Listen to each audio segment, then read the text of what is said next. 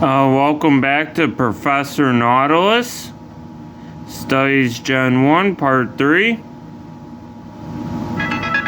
Today we go over Agatha through Paul 2. So let's start out with Agatha, red and blue. Her Pokemon involve a Gengar. Has Hypnosis, Dreamier, Lick, Confuse Ray.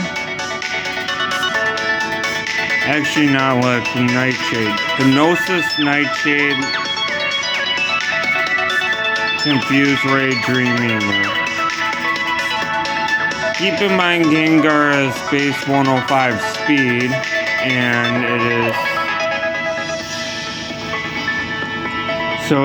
basically very fast and put you to sleep,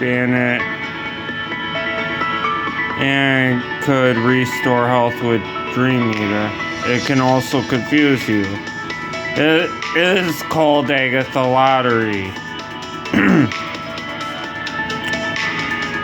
Granted, she does have weird super potion usage, but it's not as bad as Blaine. You have Haunter with similar moveset.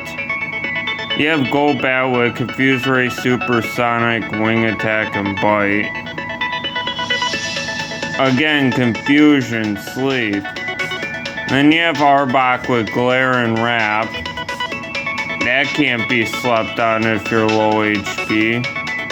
It glared and all of a sudden you're Wrap locked. And then you have the final Gengar with Toxic. So yeah. Can't stall out the final Gengar. And keep in mind Substitute really isn't meta in red and blue, so you can't really use that to counter the Agatha Lottery. And that's kind of why I put her ahead of her yellow counterpart. Then we have the famous rock tunnel hiker who likes to explode. Doesn't matter if it's red, blue, or yellow. This rock tunnel hiker likes his Geodude and Graveler. Geodude has 80 base attack, Graveler has 100 base attack. Imagine taking that self-destruct and having a good run, and then all of a sudden one of those Geodude or Graveler booms on you, and you're left without a Pokemon or two that you need to complete the run. That's why I put the Rock Tunnel Hiker in Decent, because he's not going to beat you, but he will take out 1 to 2 of your Pokemon. He's the trainer in Rock Tunnel, obviously, the infamous hiker. Then we got Joe. Let's pull up Joe's information. A level 50 Raticate, a level 48 Persian, a level 50 Pidgeot, and a level 53 Snorlax. Let's talk about this Raticate first. Hyper Fang, Super Fang, Quick Attack, Bite. Yes, this Raticate's not Ghost Walled. Yes, he does use super potions at random times, but answer to Ghost. Ghost types can wall normal types, obviously, but not this Raticate. Bite's a dark type move in Pokemon Brown, so that's a worthy answer to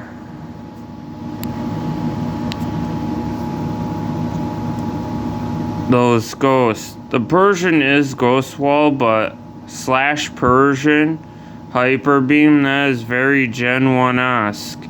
And Persian has very high base speed, so it will crit often even with Hyper Beam.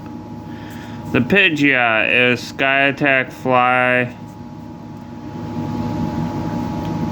Return, and Quick Attack. Yes, Joe has priority on a lot of his Pokemon and that Persian, so he does his first 3 Pokemon are good speed checks. Heck, even the Snorlax could be a speed check with that body slam paralysis, lowering your speed by 75%. That Snorlax is a massive, massive threat. Double Edge is not bad. That is a stab.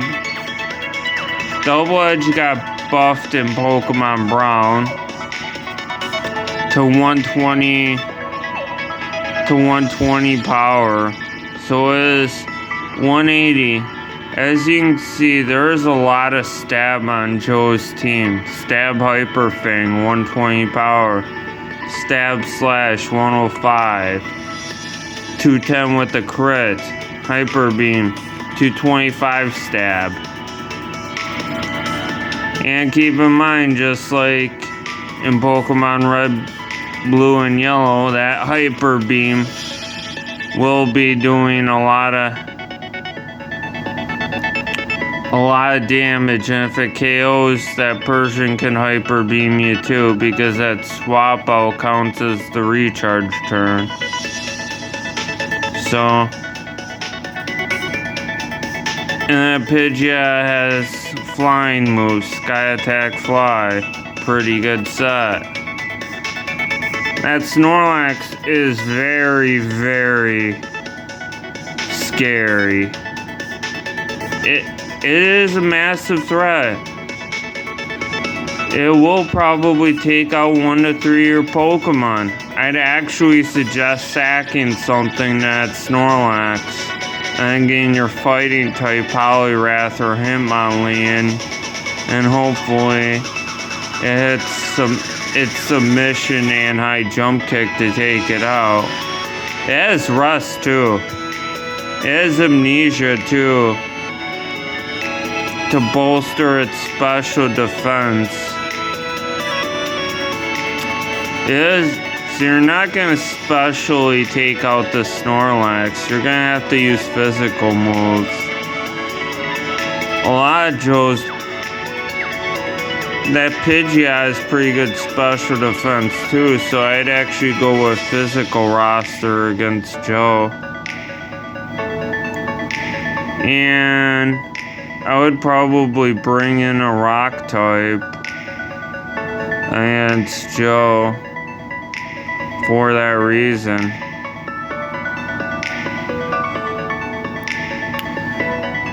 I'd bring in a rock type, I'd bring in steel, I'd bring in something to resist that normal type. I'd bring in a couple things for Joe actually. Luckily, you do get an early Hitmonlee if you're lucky, before the Cartman gym. There are fighting type options in this, or you could get, which is, and is questionable Super Potion AI, is why I don't have them in the hard tier.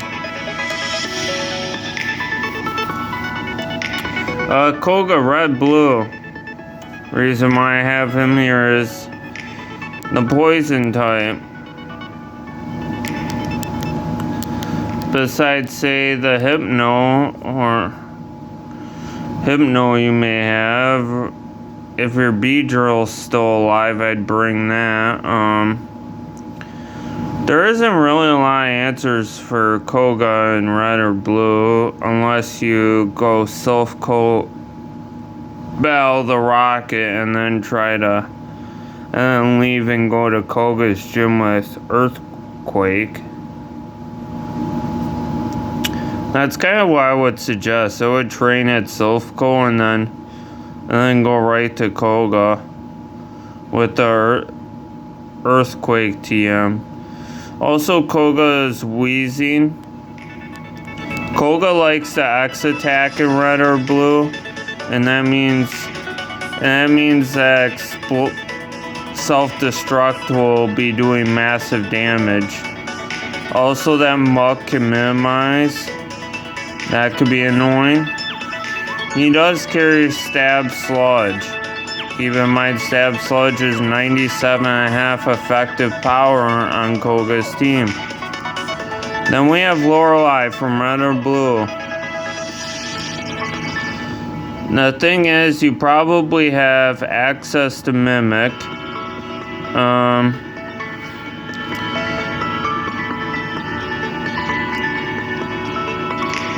Which means you can mimic Slowbro's amnesia.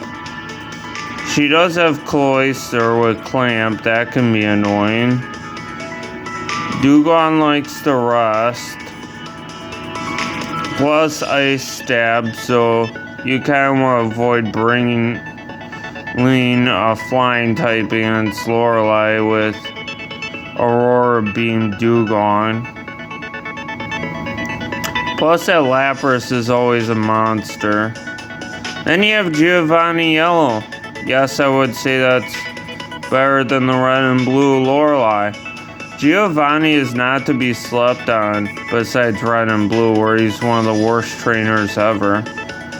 Giovanni Yellow, that has plenty of threats, actually. Dugtrio with Earthquake Fissure. That Dugtrio is likely outspeeding you, so that Fissure can hit you. It's not a Horn Drill where you have to out-level your opponent. This is Fissure. It hits if you're faster.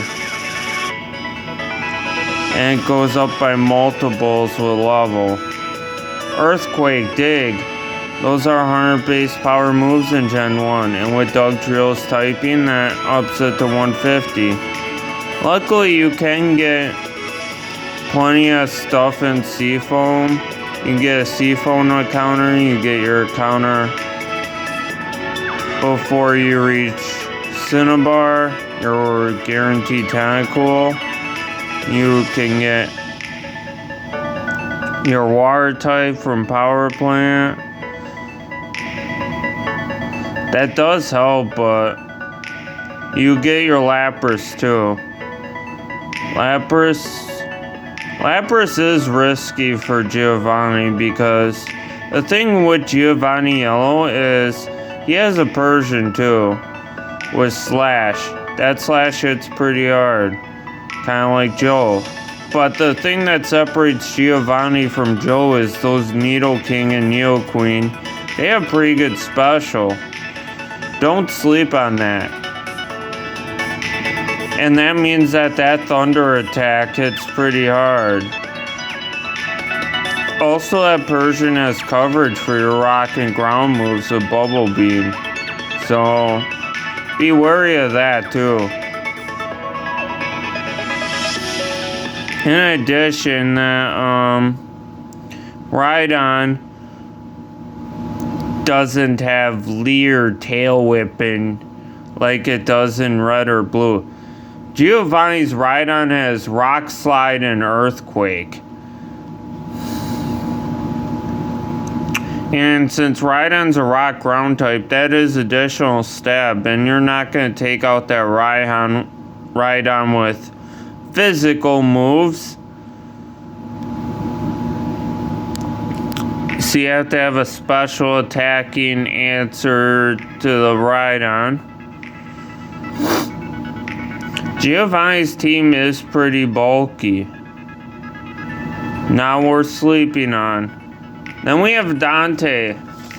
People underestimate Dante because it comes after Waspia. Part of the reason why Dante's hard is because you got Phantup is pretty bad base stat wise. I think it has like 320 base stats, like this basically first form starter, but Dark Pulse, Shadow Ball, Flamethrower, Fire Spin is none to laugh at. Shadow Ball and Flamethrower or Stab. The thing about Dante is his gym is based off of Dante's Inferno, a popular book. He speaks a ton of Latin like Dante does. Oh man. The thing with...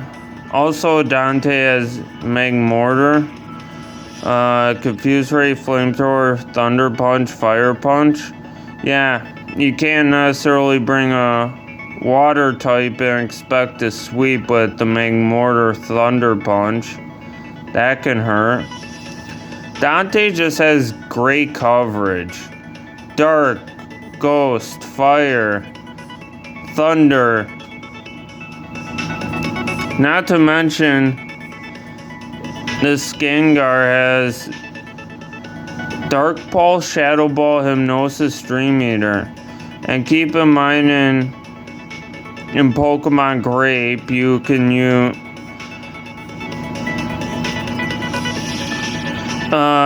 Dark Pulse and Shadow Ball are special attacks. But Hypnosis is 65% accurate. You do have answers to this. Light does do pretty good in this gym.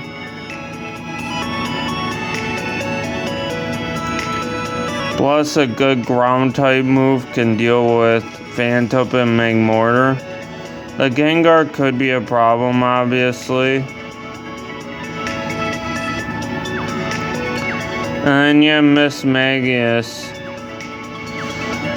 Or as Curse. But Curse has been modded from dealing half your health to being like a more accurate version of Will-O-Wisp. Except it affects your special attack. So obviously, Phantom, Magmora, Gengar, and Miss Magius have poor defense. So if you have a strong physical attacker that's fast and can hit Ghost, you possibly have a sweep here. But yeah, you do have to plan for this gym. Shadow Ball, Psybeam, Dark Pulse, Curse. Not the best Miss Magius moveset. I would have Psychic. I'd probably have Dark Pulse and Shadow Ball, but I'd probably have some coverage move besides Curse. Because you're not going to sweep. Because Gengar and Magmora have special, so I feel like Curse doesn't really help Dante's cause. Not to mention you're gonna be on par with this gym because you have Pokemon Grape's version of Silphco before Dante. You probably also grinded a ton after you got a wake-up call at Waspia. Waspia is pretty high-leveled herself, almost on the par with Dante. And there's plenty of trainers on the way between Waspia and Dante. So you're going to be even leveled with Dante. Probably low 50s, to be honest. So that does work against Dante. And then you have Pokemon Yellow Blaine. Ninetales, Rapidash, and Arcanine. The Rapidash can Fire Spin trap you. Ninetales has Confuse Ray, Flamethrower. You need something to resist that water typing. And if you're lucky, there are sweeping options for Blaine. Like Dugtrio could pull off a sweep.